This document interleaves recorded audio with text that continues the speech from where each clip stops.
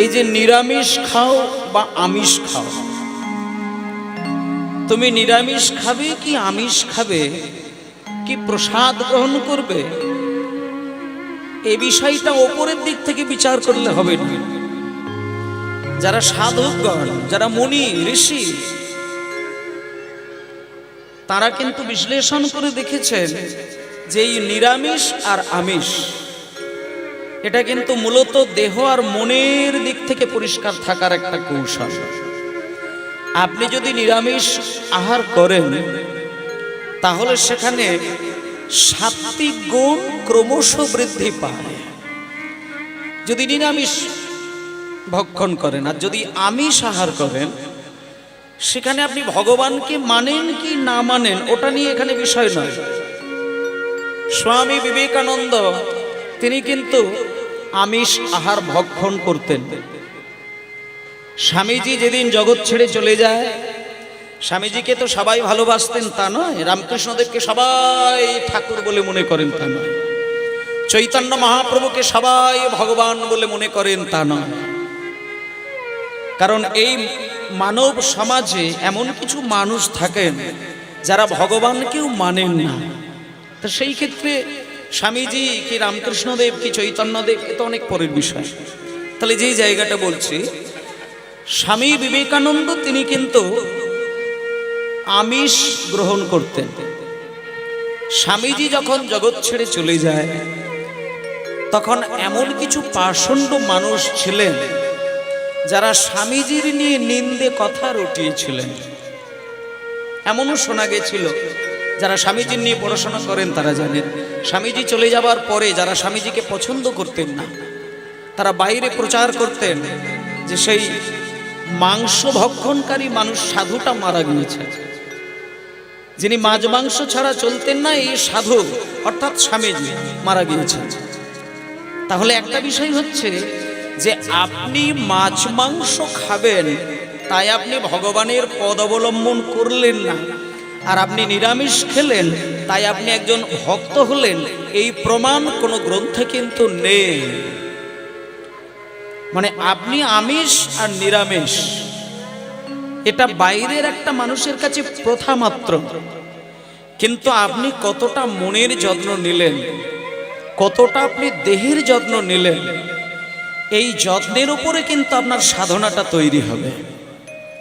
আর সেই ক্ষেত্রে মহাপ্রভু বলেছেন যেমন এইখানে প্রসাদ হচ্ছে, আবার এইটাও প্রসাদ। এক্ষেত্রে একটা কথা বলি, ওই প্রসাদ হচ্ছে দেহের পুষ্টি লাভ করার জন্য, আর এই আসনটি হচ্ছে প্রসাদ, এটা দেহের পুষ্টি নয়, আত্মপুষ্টি লাভের জন্য। যে দুটোর দিক চিন্তা করে সে অনায়াসেই গোবিন্দের দাস হতে পারে। নিতাই গৌর প্রেমানন্দে হরি বল হরি বল। তাহলে আপনি যদি এই জায়গাটা একটু পরিষ্কার করে দিই, তাহলে এবার হয়তো আপনি বলতে পারেন যে তাহলে কি মাছ মাংস খেলেও ভগবানকে পাওয়া যায়? তো এই বিষয়টা আপনি বাদ দিয়ে দেন। আপনাকে একটা চিন্তা করতে হবে, আপনি যদি আমিষ আহার ভক্ষণ করেন তাহলে আমার দেহের ভেতরে থাকা যে সূক্ষ্ম দেহ মানে আমাদের আত্মা, এই আত্মা কিন্তু তিনটে গুণের সঙ্গে উত্থান আর পতন ঘটে। ভালো করে এই জায়গাগুলো শুনবেন। আত্মা তিনটি গুণের ওপরে উত্থান আর পতন ঘটে। যেমন আমরা এইখানে যখন মানুষ হয়ে আজকে এসেছি, প্রত্যেকের মধ্যে কিন্তু তিনটে গুণ আছে। এক হচ্ছে সাত্ত্বিক গুণ, আর একটি হচ্ছে রাজসিক গুণ, আর একটি হচ্ছে তামসিক গুণ। যখন আমরা শিশুরূপে জন্ম নিয়েছিলাম তখন আমাদের জ্ঞান বুদ্ধি হয়নি, কিন্তু যে কোনো মানুষ দেখলেই কিন্তু আদর করতেন। কেন আদর করতেন এইখানটা বুঝতে হবে। একটা শিশুকে দেখলে মানুষ তাকে মিষ্টি সন্তান মনে করে বুকে জড়িয়ে ধরে আদর করে, বাৎসল্য রসটাকে তার বিগলিত করেন। কেন না, এই মুহূর্তে শিশুটি হচ্ছে পরিপূর্ণ সাত্ত্বিক গুণের একটি ভাণ্ডার। আর এই শিশু মনে ভগবানকে না ডাকলেও ভগবান তাকে ডেকে চরণ যুগল বাড়িয়ে দেন। তাহলে আপনি যদি মাছ মাংস ভক্ষণ করেন, তাহলে আপনার ওই জন্মের সময় যে হৃদয়ের মধ্যে থাকা যে সাত্ত্বিক গুণ, এটা উধাও হয়ে গিয়ে আপনার রাজসিক গুণ আর তামসিক গুণটা তখন উপরের দিকে উঠে যায়। আর যার রাজসিক আর তামসিক গুণ বেশি বেশি করে দেখা যায়, এমন মানুষ অনায়াসেই কিন্তু ভক্তিটাকে জাগরিত করে কিন্তু জপমালায় নাম করতে পারেন না। কারণ আপনি যদি মন্দিরে বসে ভগবানের নাম করার জন্য মনটাকে নামের মধ্যে দিতে চান, আপনি যদি বেশি বেশি করে ওই রাজসিক তামসিক গুণে জর্জরিত হয়ে থাকেন, আপনার নাম হয়তো চলবে, মন কিন্তু অন্যদিকে চলে যাবে। এগুলো প্র্যাকটিক্যাল, খেয়াল করে দেখবেন। ঠাকুর ঘরে নাম করছেন, তখন মনের মধ্যে যত নোংরা চিন্তাটা আপনি চাইছেন না কিন্তু মাথায় চলে আসে। এর একমাত্র কারণ আপনি রাজসিক আর তামসিক গুণের প্ল্যাটফর্মে দাঁড়িয়ে রয়েছেন। তাই আপনাকে চিন্তা করার লাগে না, অশুভ চিন্তা আপনাকে স্মরণ করিয়ে দেয়। কিন্তু যিনি সাত্ত্বিক গুণের অধিকারী হয়ে থাকেন, তিনি ঘুমিয়ে ঘুমিয়েও ভগবানের চরণ দর্শন করতে পারেন। তাই গৌর আনন্দে হরি বল। তাহলে একটা বিষয় হচ্ছে কি, যে আপনার আহার শুদ্ধি, আপনার চিন্তা শুদ্ধি আর আপনার বাক্য শুদ্ধি, এই তিনটে জিনিস যদি আপনি জীবনের মধ্যে প্রতিফলিত করতে পারেন, বাস্তবায়িত করতে পারেন, তাহলে ঠাকুর ঘরে যাবার প্রয়োজন হবে না।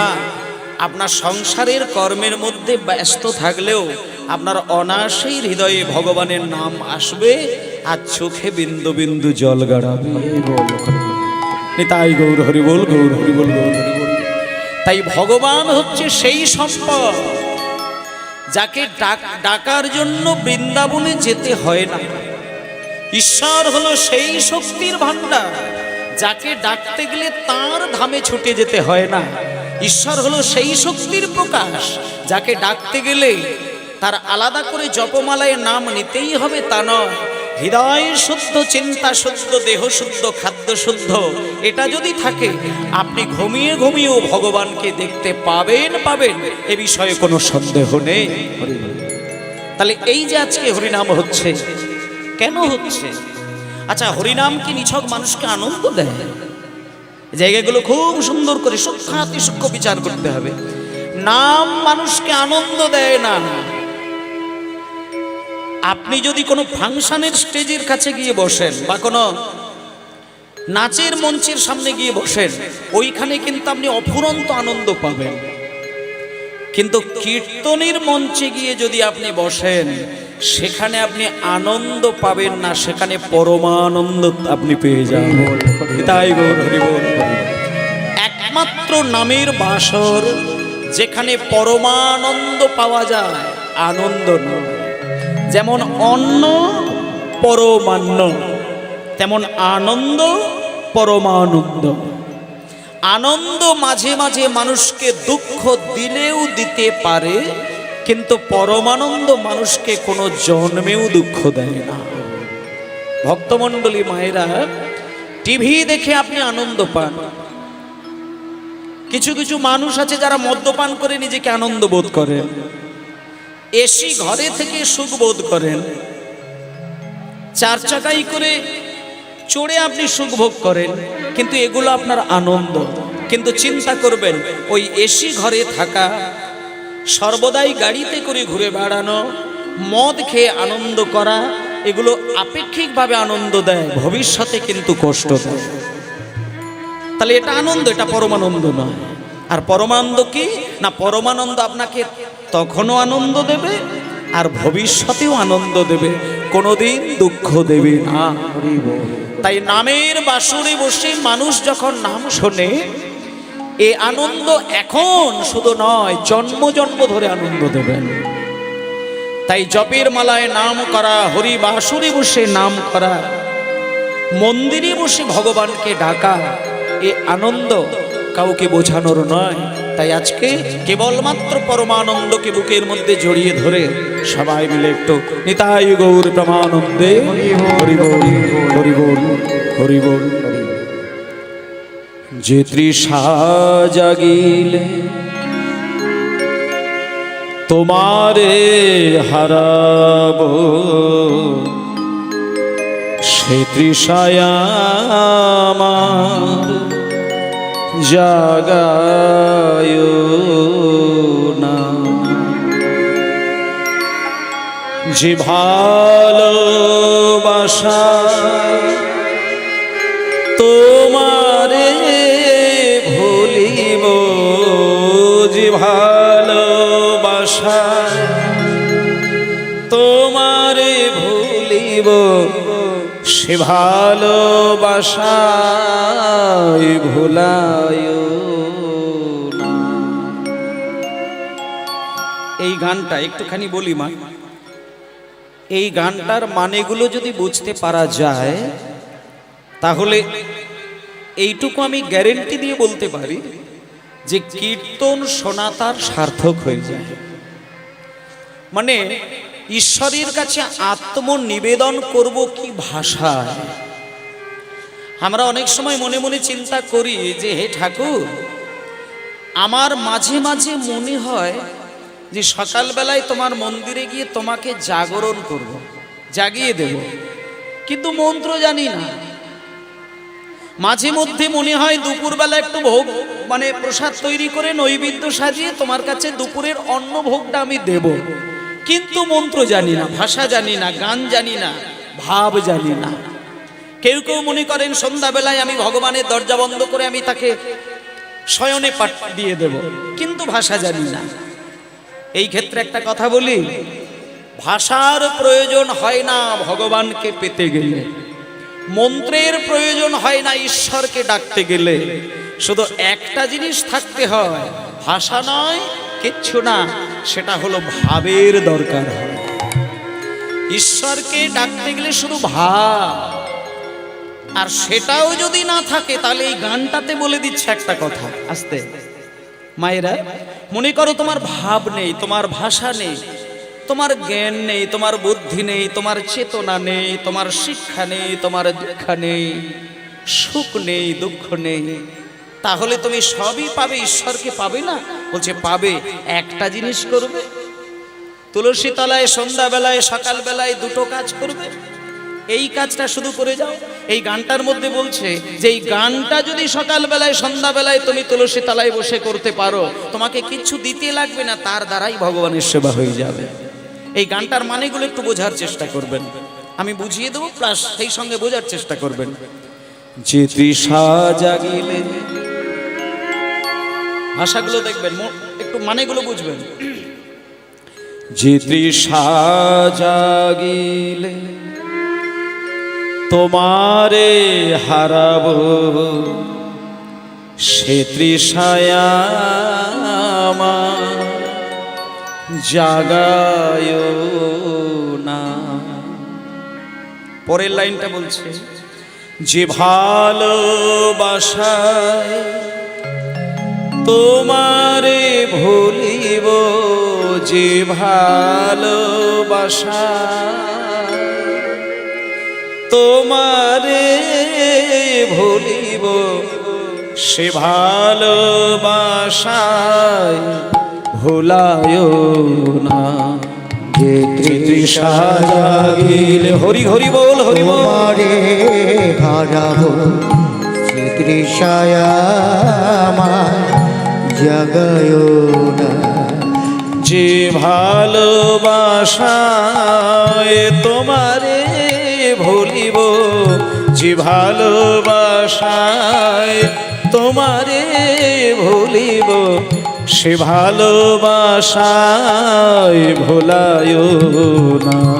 যে তৃষা জাগিলে তোমারে হারাবো সে তৃষায় আমার জাগায় না।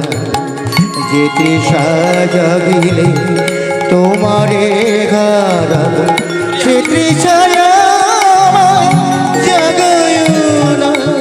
যে জ্ঞানের দীপ তোমার লুকায়, সে জ্ঞানের দীপ জ্বালায় না। যে জ্ঞানের দীপ তোমার লুকায়, সে জ্ঞানের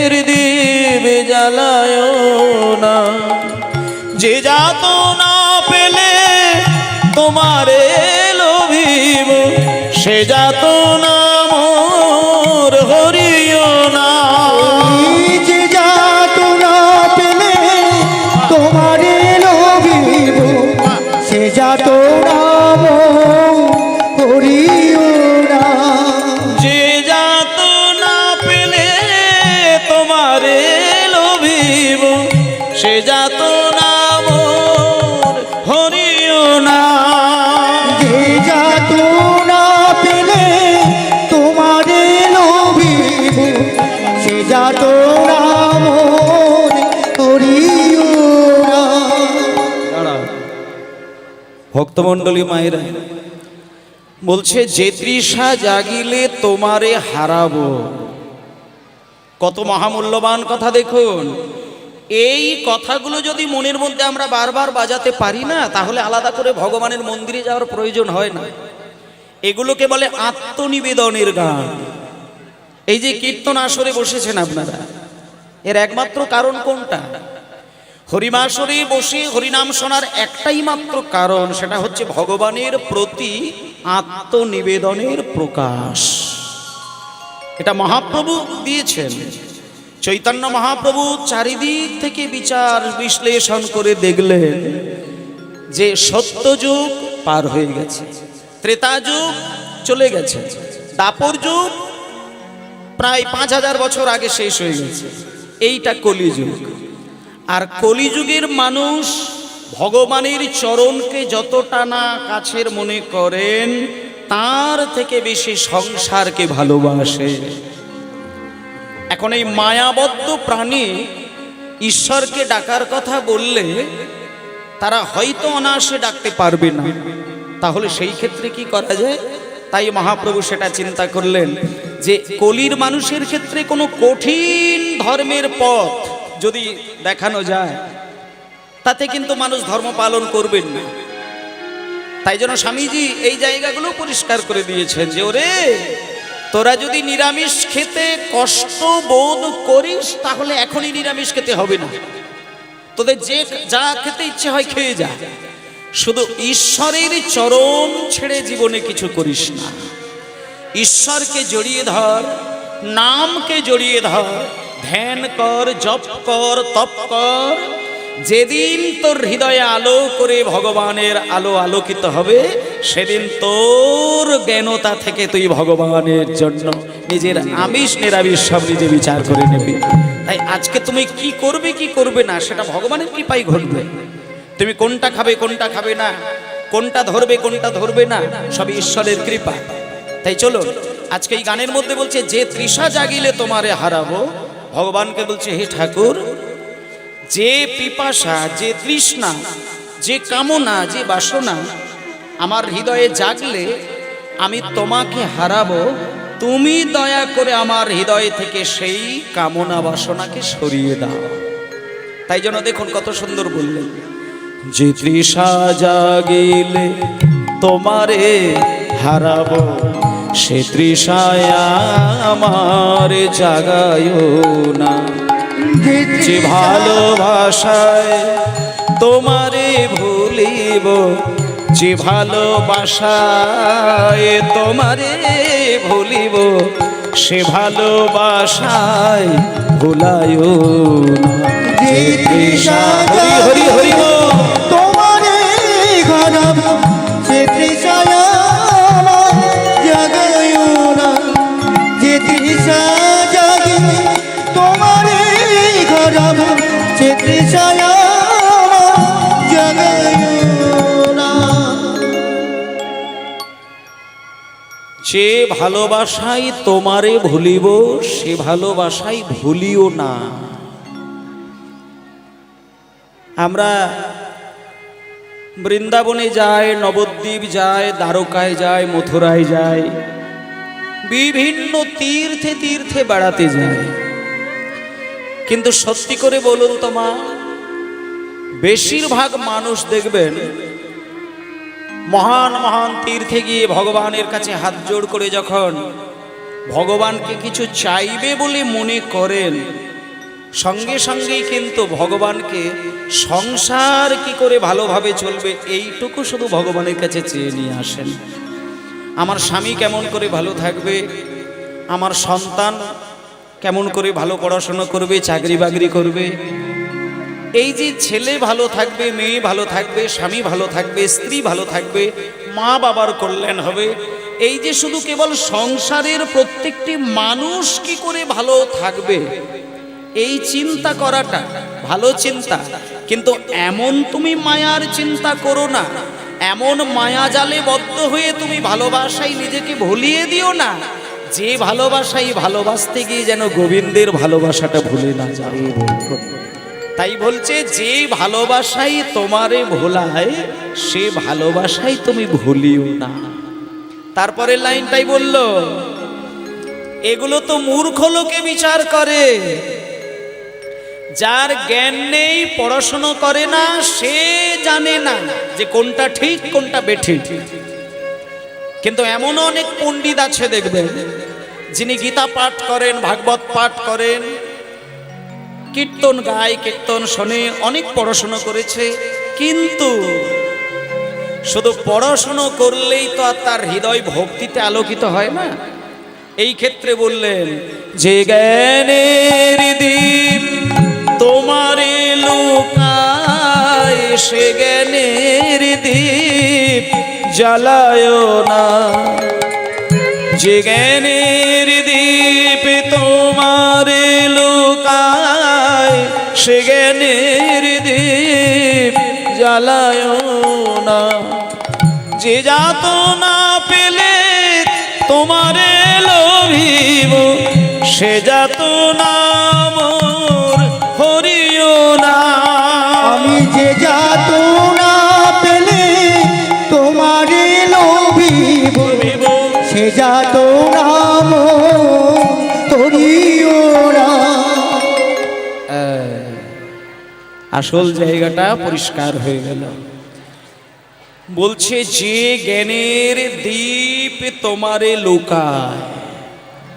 আমরা জানি যে প্রদীপ জ্বললে আলো হয়। মায়েরা, একটা ঘরের মধ্যে যদি বাতি জ্বালিয়ে রাখেন কি প্রদীপ জ্বালিয়ে রাখেন, তাতে করে তো ঘরটা আলোয় আলোকিত হবে। তাহলে প্রদীপ জ্বললে আলো হয়, প্রদীপ নিভে গেলে অন্ধকার হয়ে যায়। ঠিক তেমনি ভাবে তোমার হৃদয়ের মধ্যে যদি জ্ঞানের প্রদীপটা একবার জ্বালাতে পারো, তাহলে সেই জ্ঞানের প্রদীপের আলোয় তুমি সেইখানে ভগবানের মুখ দর্শন করবে। কিন্তু এমন যদি কোনো দিন হয়ে যায় যে তোমার জ্ঞানের প্রদীপ জ্বলেছে, কিন্তু ভগবানের মুখ দেখার জন্য যে জ্ঞানের প্রদীপ জ্বলার কথা সেই প্রদীপটা জ্বলেনি, তখন তুমি কি করবে? সেই ক্ষেত্রে বলল, যে জ্ঞানের দীপ তোমারে লুকায় সে জ্ঞানের দীপ তুমি জ্বালিয়ে দিও না। আবার পরের লাইনে বললেন, যে যাতনা মোরে তোমারে লোভিব, মানে আমাকে তুমি এমন যন্ত্রণা দিয়ে দাও যে যন্ত্রণায় হয়তো আমি কষ্ট পাবো, কিন্তু তোমাকে দেখতে পাবো। তাহলে যে যাতনা মোরে তোমাকে লোভিব সে যাতনা মোর হরিও না। তাই জন্য বলছে, যে কথার মাঝে তব কথা নাই সে কথায় আমায় শোনায় না। যে কথার মাঝে তব কথা নাই সে কথায় আমায় শোনায় না। যে আঁখি ঝরিলে তোমারে লোভিব সে আঁখির ধারা মুছায় না। যে আঁখি ঝরিলে তোমারে লোভিব সে আঁখির ধারা মুছায় না। যে সুখ লোভিলে তোমারে ভুলিব সে সুখ সাগরে ভাসায় না। যে ভালোবাসায় তোমারে ভুলিব যে ভালোবাসায় তোমারে ভুলিব সে ভালোবাসায় ভুলায় না। যে তৃষা হরি হরি হরি বল। তোমারে হারাব দেশে যায় আমায় জাগিও না। যে তৃষা জাগিলে তোমারে হারাব সে তৃষায় আমায় জাগিও না। নিতাই গৌর হরি বল, গৌর হরি বল, গৌর হরি বল, হরি বল। এই সমস্ত আত্মনিবেদনের গান যদি শোনা যায় কিংবা গাওয়া যায়, তবেই তুমি ভগবানের সেবার অধিকারী হতে পারবে। তাই জন্য এই বাড়িতে আজকে এত সুন্দর মহাযজ্ঞের আয়োজন হয়েছে। দেহের কল্যাণের জন্য প্রসাদের ব্যবস্থা রয়েছে, আর আত্মার কল্যাণের জন্য নাম অমৃতের ব্যবস্থা হচ্ছে। আর সেইখানে আপনারা বসে আছেন। তাই চলুন আজকে আমরা মন দিয়ে একটু আত্মার সুখের জন্য, আত্মার কল্যাণের জন্য একটু নাম সংকীর্তনে আমরা মন ডুবিয়ে দেব। আর সেই নাম অমৃতের সাগরে ডোবানোর জন্য চলুন আমরা সবাই মিলে একটুখানি বৈষ্ণব পদাবলীর একটা ব্যাখ্যা দিয়ে শুরু করব। প্রথমে যে গানটি গিয়েছিলাম, কলি তিমির আকুল অখিল লোক দেখি গোরার বদন চাঁদ পরকাশ। বলছে কলি তিমির আকুল অখিল লোক দেখি গোরার বদন চাঁদ পরকাশ। মানে এই পদাবলীটাতে পরিষ্কার করে একটা কথা বুঝিয়ে দিলেন যে কলির ঘোর অন্ধকারে জগৎ যখন আচ্ছন্ন হয়ে যাচ্ছে, তখন ওই জগতের ঘোর অন্ধকারে তলিয়ে যাওয়া মানুষকে উদ্ধার করার জন্য ওই পূর্ণিমার চাঁদের মতন রূপ ধারণ করে সচিমায়ের কোলে জন্মগ্রহণ করলেন আমার ছোট্ট ছেলে নিমা। হরি বল। মায়েরা, মায়ের নাম হচ্ছে সচিমাতা, আর বাবার নাম হচ্ছে জগন্নাথ মিশ্র। এই এনাদেরই সন্তান হচ্ছে গৌর সুন্দর। নিম গাছের তলায় জন্ম নিয়েছিল বলে সচিমা ওই ছেলেটির নাম রেখেছিলেন নিমাই। আর সোনার টুকরো ছেলে, একেবারে সোনার মতন গায়ের রং, সেই জন্য তাকে কেউ আবার গোরা বলে ডাকতেন বা কেউ গৌরাঙ্গ বলে ডাকতেন। তিনি ছিলেন মহাপণ্ডিত। যখন তিনি সন্ন্যাস ধর্ম গ্রহণ করলেন কেশব ভারতী মহারাজের কৃপায়, তখন তার নাম হয়ে গেল শ্রীকৃষ্ণ চৈতন্য মহাপ্রভু। তাহলে ভক্তমণ্ডলী, মা বাবা, একটা কথা পরিষ্কার হলো, চাঁদ যদি আকাশে দেখা যায় কয়েকটা উপকার কিন্তু হয়। যেমন তত্ত্বের দিকে একটু বিশ্লেষণ করি, আকাশে যখন আপনি পূর্ণিমার রাত্রিতে চাঁদের দর্শন পান, সেইখানে দেখবেন 16 কলায় পরিপূর্ণ চাঁদ দেখা যায় না। আকাশের চাঁদ হচ্ছে 15 কলার চাঁদ। এক কলা চাঁদ হচ্ছে শিবের ওই জটার মধ্যে রাখা রয়েছে। 15 কলার চাঁদ হচ্ছে আকাশে থাকে। আর নদিয়ার নবদ্বীপে সচিমায়ের গর্ভে যে ছেলেটি জন্ম নিল তাকে 15 কলার চাঁদ বললেন না, 16 কলায় পরিপূর্ণ চাঁদ, যার নাম হলো গৌরাঙ্গ চাঁদ। নিতাই গৌর হরি হরি হরি হরি। গৌরাঙ্গ চাঁদ। এবার একটা কথা বলি, চাঁদের গায়ে কালো কালো ছোপ ছোপ দাগ দেখা যায়।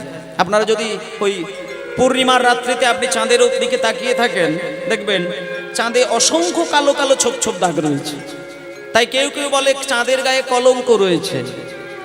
কিন্তু এই ক্ষেত্রে দার্শনিকগণ বললেন, সাধকগণ বললেন, মুনি ঋষিগণ বললেন যে শোনো, আকাশের চাঁদের সঙ্গে আমার গৌরাঙ্গের চাঁদের যদি তুলনা করো, একটা কথা আমি পরিষ্কার বলতে পারি, আকাশের চাঁদের গায়ে কালো কালো ছোপ ছোপ দাগ আছে, তাই তার নাম হয়ে গেছে কলঙ্কে ভরা চাঁদ। কিন্তু আমার গৌরাঙ্গের বদন চাঁদে কোনো ছোপ ছোপ দাগ নেই।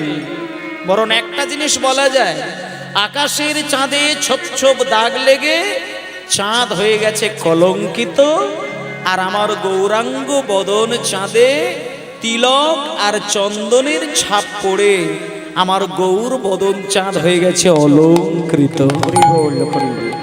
নিতাই গৌর হরিবোল। তাহলে একই দাগ, একই ছোপ, একটা চাঁদকে কলঙ্কে ভরা আর একটা চাঁদে অলঙ্কারে ভরা। আর একটা চাঁদ 15 কলা, আর একটি চাঁদ হলো 16 কলায়। আর একটা জিনিস দেখবেন, চাঁদ উঠলে পরে চোরের উপদ্রব কমে যায়। এই যে আকাশে চাঁদ, অমাবস্যার দিনে চোর যতটা সাহস করে চুরি করে, পূর্ণিমার রাত্রিতে কিন্তু সাহস করে চুরি করতে পারে না, কারণ চাঁদের আলোতে চোর দেখতে পাবে। আর যখনই রাস্তা দিয়ে চোর যাবে, ধরে ফেললেই তার শাস্তি হবে। তাহলে একটা তত্ত্বের দিকে দেখুন, আকাশে চাঁদ উঠলে যেমন চোরের উপদ্রব কমে যায়, ঠিক তত্ত্বের দিকে বলছে আমার নদিয়ার নবদ্বীপে যখন সচিমায়ের কোলে আমার গৌরাঙ্গরূপী বদন চাঁদের উদয় হলো, আমার মনের মধ্যে থাকা 6টি চোর চিরকালের মতো দূরে চলে গেল। প্রত্যেকটা মানুষের মধ্যে 6টা চোর রয়েছে, কাম, ক্রোধ, লোভ, মোহ, মদ, মাৎসর্য। এটা হচ্ছে 1 নম্বর কথা। আর 2 নম্বর কথা হচ্ছে, চাঁদের আলো পেলে জগৎ শীতল হয়ে যায়। আর আমার গৌরাঙ্গ চাঁদের আলো যখন জগতের মাটিতে পড়লো, আমাদের প্রত্যেকটি মানুষের হৃদয়ের ত্রিতাপ জ্বালা চিরকালের মতো দূর হয়ে গেল।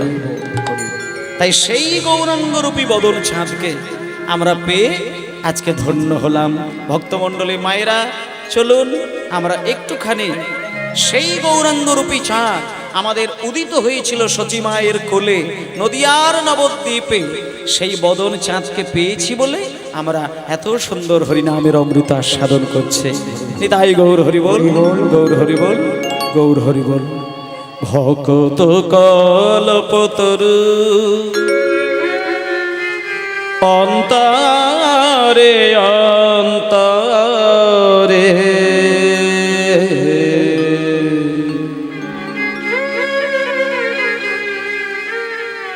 রূপনি ঠামহে ঠাম, রূপনি ঠামহে ঠাম, ভকত কল্পতরু অন্তরে অন্তরে। হরি হরি বল, হরি হরি বল।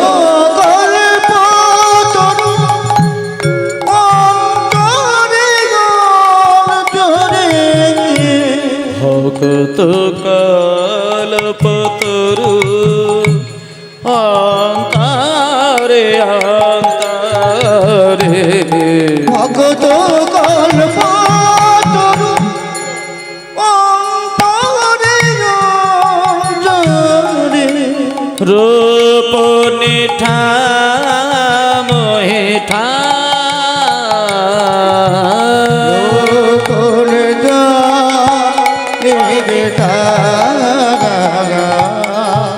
যা কর ছায়ে সুরাসুর নারী নর, হে যা কর ছায়ে সুরাসুর নারী নর, পুরালো নিজ নিজ কাম, পুরালো নিজ নিজ কাম, আর পুরালো নিজ নিজ কাম।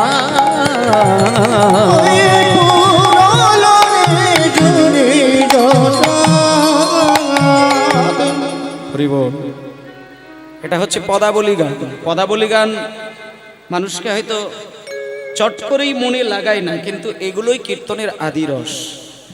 এখন তো বিভিন্নভাবে কীর্তন গানে ভেজাল হয়ে গিয়ে কীর্তন মুখরোচক হয়ে গেল, কিন্তু আদি কীর্তনের রসধারা কীর্তন সমাজে আর দেখা যাচ্ছেই না বললে বলা যায়। মানে পদাবলী ধরে কীর্তন গান আর শোনাই যায় না। এগুলো হচ্ছে পদাবলীর আসল কীর্তনের প্রাণ। ভকত কল্পতরু অন্তরে অন্তরে রোপণী ঠা মহিঠা। যেমন মাঠে চাষ করতে গেলে রোপণ করা মানে ঠামে ঠামে রোপণ করছে, ধান গাছ লাগানো হচ্ছে ঠায়ে ঠায়ে, এবং সেই ধান গাছ বড় হয়ে যখন ফসল দেবে সেই ফসল আমরা পেয়ে জীবন ধারণ করি। তা আজকে মহাপ্রভু করলেন কি, যে তিনি তো সারাটা জীবন থাকবেন না, তাহলে কলির মানুষের অবস্থা কি হবে? তিনি কৃপা করে এই পৃথিবীতে বেশ কিছু ভক্তকে পাঠিয়ে দিলেন, যাদের দ্বারা আমরা সেই কল্পবৃক্ষের মতো ভক্ত হয়ে গেলাম। ভক্তরূপী কল্পতরুকে রেখে দিলেন, যার কাছ সেই ভক্তের কাছে গিয়ে আমরা কল্পনা করলেই আমাদের মনের বাসনা পূর্ণ হবে। তাই বলছে ভকত কল্পতরু অন্তরে অন্তরে রোপণী ঠাম ওই টাম, যা করো ছাইয়ে সুরাসুর নারী নর পুরালো নিজ নিজ কাম। মানে সেই ভক্তের কাছে গিয়ে যদি আমি কামনা বাসনা করি, তার কৃপায় আমার সমস্ত কামনা পূরণ হয়ে যাবে। তাই জন্য গানের মধ্যে বললেন ভকত কল্পতরু অন্তরে অন্তরে, ভকত কল্পতরু অন্তরে অন্তরে, রোপণী ঠাম হেঠা।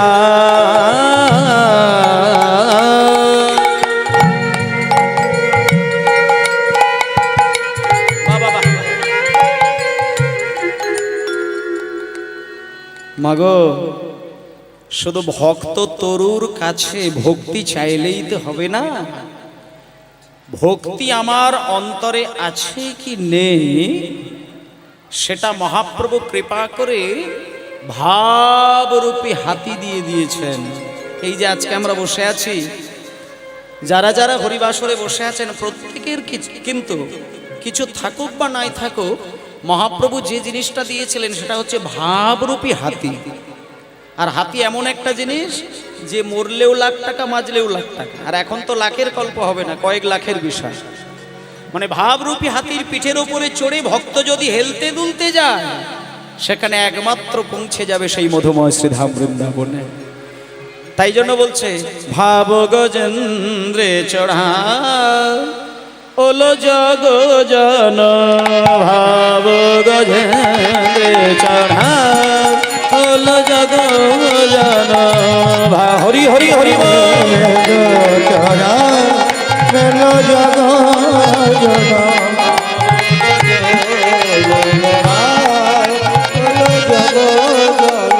ওই ছন প্রভু কবিলাস, ওই ছন প্রভু কবিলাস।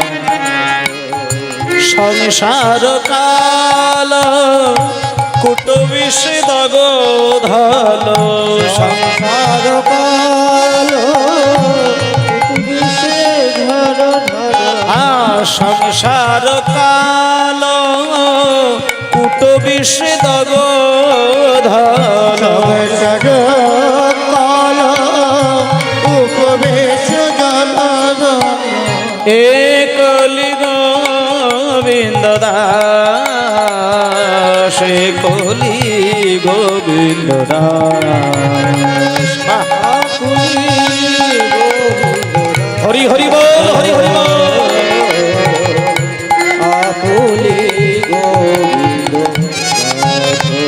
আরে কলি গোবিন্দ দাস, কলি গোবিন্দ দাস, কলি গোবিন্দ দাস,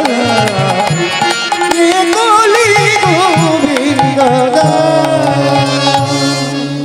আহা এ কলি গোবিন্দ দাস রে,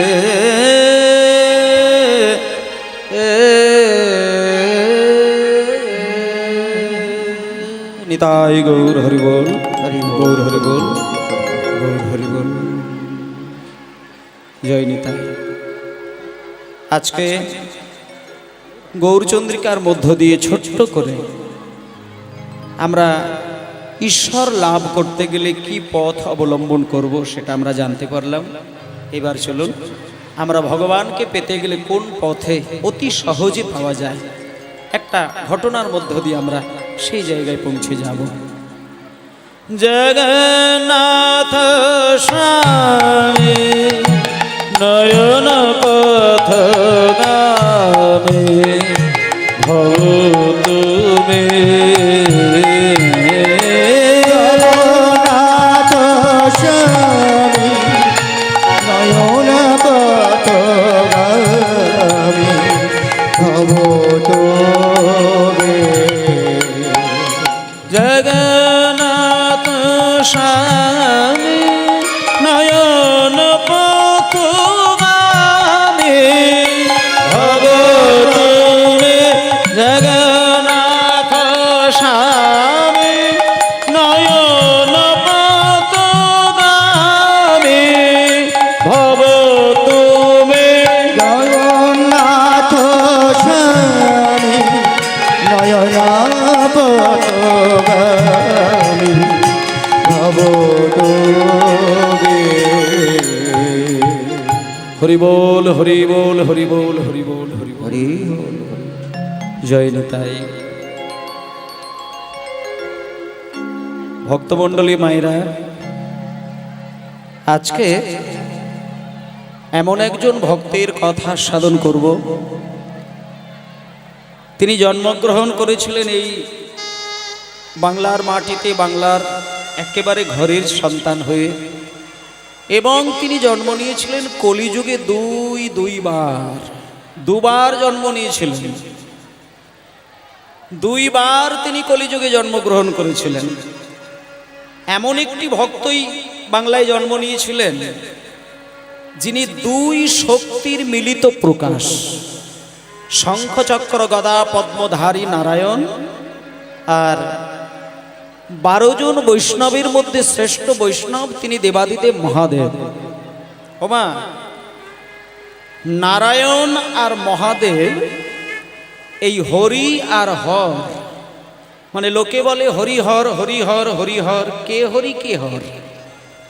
হর হচ্ছে মহাদেব, শিব ঠাকুরকে বলে হর, আর হরি হচ্ছে শঙ্খচক্র গদা পদ্মধারী শ্রী বিষ্ণু। এবার এই হরি আর হর দুই দেহ এক হয়ে এই কলিযুগে জন্ম নিয়েছিলেন। তার নাম কি আমরা সেইটা দেখব। চলুন, কোন দিন এই ঘটনাটা ঘটেছিল সেই জায়গাটাকে বুঝতে হবে। যেমন সমুদ্র মন্থন করতে গিয়ে মায়েরা, সমুদ্র মন্থন করতে গিয়ে খারাপও হয়েছে ভালোও হয়েছে। দেবতাদের সব থেকে প্রিয় জিনিস, যেমন ইন্দ্রের হাতি যার নাম হচ্ছে ঐরাবত, কল্পবৃক্ষ যেটা স্বর্গলোকের একটা বৃক্ষ, তারপরে মা লক্ষ্মীর ওই কোলে থাকা যে অমৃতের কলসী, এই সমস্ত কিছুটা ডুবিয়ে দিয়েছিলেন সমুদ্রের তলায়। খুব সুন্দর করে মন দিয়ে শুনবেন। এবার দেবতাদের ভালো ভালো জিনিসগুলো দৈত্যরা যখন সমুদ্রের একেবারে তলায় রেখে দিয়ে আসলেন, দেবতাদের একটা রাগ সৃষ্টি হলো দৈত্যদের উপরে। মাগো, অমৃতের কলসী সমুদ্রের তলায়, কল্পবৃক্ষ সমুদ্রের তলায়, ইন্দ্রের হাতি ঐরাবত সমুদ্রের তলায়, আর ওইগুলোকে যদি না তোলা যায় তাহলে স্বর্গলোক সুখ পাবে না। কোন সংসারে যদি মা লক্ষ্মী ঠাকুর না থাকে, সেই সংসারে যত কোটি কোটি টাকায় উপার্জন করেন, সংসারে শান্তি থাকবে না। তাহলে লক্ষ্মী ঠাকুরকে যদি পাতালে প্রবেশ করিয়ে দেয় তাহলে স্বর্গে সুখ শান্তি পাবে কি করে? তাই দেবতাগণ একটা আলোচনা সভা তৈরি করলো। দেবতারা চিন্তা করলেন, দৈত্যগণ স্বর্গের সব থেকে দামি দামি জিনিসগুলো সমুদ্রের তলায় ডুবিয়ে দিয়েছেন, আর ওইগুলোকে উদ্ধার করার জন্য এই মুহূর্তে একটি কাজ, সেটা হলো এই পৃথিবীতে একটা পর্বত রয়েছে, যে পর্বতটির নাম হলো মন্দার পর্বত। এখন মায়েরা এই বিষয়টা একটু মন দিয়ে শুনবেন, ভালো করে একটু খেয়াল করে দেখবেন। যেমন ভাতের হাঁড়িতে আলু পটল ভাতে দিলে ডালের কাঁটা দিয়ে যদি ভাতটাকে ঘুটে দেওয়া হয়, তাহলে দেখবেন গরম ভাত হলেও ওপর থেকে দেখবেন আলু পটলগুলো একটু ওপরের দিকে ভেসে উঠবে। আর জোর করে ঘুটিয়ে দিলে যখনই ওপর থেকে ভেসে ওঠে তখন টপ করে তুলে নেওয়া যায়। তাহলে যেমন ভাতের হাঁড়িটিকে ডালের কাঁটা দিয়ে ঘুটে দিলে তলা থেকে আলু পটল যেগুলো সব ভাতে দেওয়া হয় সেগুলো উঠে যাবে, তেমন দেবতারা চিন্তা করলেন সমুদ্রের তলায় আমাদের দেবতাদের ভালো জিনিসগুলো দৈত্যগণ ডুবিয়ে দিয়েছে, আর সেইগুলোকে তোলার জন্য একটাই কৌশল, সমুদ্রটাকে ভাতের হাঁড়ির মতন ঘুটে দিতে হবে। তা কেমন করে ঘুটবে? দেবতারা চিন্তা করে দেখলেন মন্দার পর্বতকে নিয়ে আসা হবে। এবার মন্দার পর্বতকে নিয়ে সমুদ্রের মাঝখানেতে বসানো হলো। এবার এত বড় পর্বতকে ঘোরাতে গেলে একটা দড়ির দরকার হবে, তা দড়িটা কোথায় পাবে? চিন্তা করে করে দেখলেন যে পর্বত ঘোরাতে গেলে যে বিশাল একটা দড়ির দরকার হবে, সেই দড়ি একমাত্র একটি, সেটা হলো বাসুকি নাগ, একটা সাপ, বাসুকি নামে একটা সাপ। সেই অত বড় বাসুকি নাগকে দড়ি করে মন্দার পর্বতের গায়ে জড়িয়ে সমুদ্রের মাঝখানে পর্বতটাকে বসিয়ে সাপের মুখের দিকে দাঁড়িয়েছে দৈত্যগণ, আর সাপের লেজের দিকে টানাটানি করছেন দেবতাগণ। এইবার খেয়াল করুন, সমুদ্রের মাঝখানে যদি মন্দার পর্বতকে রেখে বনবন বনবন বনবন করে ঘোরানো হয়, আচ্ছা মায়েরা বলুন তো, সমুদ্রের তলাটা কি ধীরে ধীরে বসে যাবে না? গর্ত হয়ে যাবে নাকি? সমুদ্রের মাঝখানে মন্দার পর্বতকে যেই বনবন করে ঘোরাচ্ছে, টানাটানি করছে, দেখা গেল মন্দার পর্বত ধীরে ধীরে সমুদ্রের তলায় বসে যাচ্ছে। এই দৃশ্য দেখে ভগবান বিষ্ণু চিন্তা করলেন যে দাঁড়া, পর্বতটাকে তোলো, আমি এর একটা ব্যবস্থা নিচ্ছি। এই বলে ভগবান বিষ্ণু করলেন কি, কূর্মরূপ ধারণ করলেন। কূর্ম মানে কি? কূর্ম মানে হলো কচ্ছপ। সেই ভগবান একবার কূর্মরূপ ধরেছিল না, কচ্ছপ রূপ, এই প্রসঙ্গে ধরেছিলেন। ভগবান বিষ্ণু কূর্মরূপ ধারণ করে, মানে কচ্ছপ রূপ ধারণ করে সমুদ্রের ঠিক মাঝখানে আলতো করে বসে পড়লেন। এইবার নারায়ণ বললেন আস্তে আস্তে আস্তে। নারায়ণ বলছে দাঁড়াও, আমি কূর্মরূপ ধারণ করে সমুদ্রের তলায় বসলাম, তোমরা আমার পিঠের উপরে মন্দার পর্বতটাকে রাখবে, যতই তোমরা বনবন করে ঘোরাও না কেন আমার পিঠ কোনোদিন ফুটো হবে না। সেই জন্য কচ্ছপের পিঠের উপরে কোনো বোঝা চাপিয়ে দিয়ে কিংবা কোনো শক্ত জিনিস দিয়ে ছিদ্র করা খুব কঠিন বিষয়। তা সেই ভগবান বিষ্ণু কূর্মরূপ ধারণ করে যখন সমুদ্রের তলায় বসলেন, তার উপরে মন্দার পর্বতকে রেখে একদিক থেকে দেবতাগণ, আরেক দিক থেকে দৈত্যগণ যখন বনবন করে একবার পর্বত এই দিকে যায়, আবার যখন ওই দিকে যায়, ওমা সমুদ্রের তলায় যে যে জিনিসগুলো ডোবানো ছিল সব সমুদ্রের উপরে উঠে গেল। সব থেকে বড় বিষয় হচ্ছে কি, সব জিনিস তো উঠলো, কিন্তু এমন একটা জিনিস শেষের দিকে উঠলো যেটা নিয়ে টানাটানি কাড়াকাড়ি ঝগড়া শুরু হয়ে গেল। সেটা হলো অমৃতের কলসি। অমৃতের কলসিটা যখনই উঠলো সমুদ্রের তলায়, সঙ্গে সঙ্গে সাপের মুখের দিকে ধরেছিল দৈত্যগণ, সাপটাকে ছেড়ে দিয়ে অমৃতের কলসির দিকে হাত বাড়িয়েছে খাবে বলে। এবার যখনই অমৃতের কলসির দিকে হাত বাড়িয়েছে, সঙ্গে সঙ্গে দেবতাগণ বলছে দাঁড়াও। এবার দেবতাদের সঙ্গে দৈত্যদের ঝগড়া শুরু হয়েছে। দেবতাগণ বলছে দাঁড়াও দাঁড়াও দাঁড়াও দাঁড়াও দাঁড়াও, অমৃত তোমরা আগে পাবে না, আমরা আগে পাবো। তখন দৈত্যগণ বলছে না না না না না না, ওই অমৃত আমরা আগে পাবো। দেবতাগণ বলছে আমরা আগে পাবো, দৈত্যগণ বলছে আমরা আগে পাবো। দেবতা বলছে আমরা আগে পাবো, দৈত্য বলছে আমরা আগে পাবো। এবার ঝগড়া সমাধান করবে কি করে? ভগবান বিষ্ণু দেখলেন যে এদের সমস্যা সমাধান করা খুব কঠিন। তা নারায়ণ কিছুক্ষণ চিন্তা করে দেখলেন একমাত্র দৈত্যকে ভোলানো যেতে পারে একটাই উপায়। মায়েরা এই জায়গাটা একটু খেয়াল করে দেখুন তো, দৈত্যদের মন ভোলাতে গেলে কোনো কিছু দিয়ে সহজে হয় না, একটা জিনিস দিয়ে হয়ে যায়। একটা সুন্দরী নারী যদি মিষ্টি করে হেসে দৈত্যদের মুখে চোখে চোখ রেখে কথা বলে, দৈত্যদের মন কিন্তু ওইখানেই গলে যায়। আজকে দৈত্যগণ প্রচন্ড রেগে গিয়েছে, কিন্তু ভগবান বিষ্ণু বলল দাঁড়াও, আমি বরং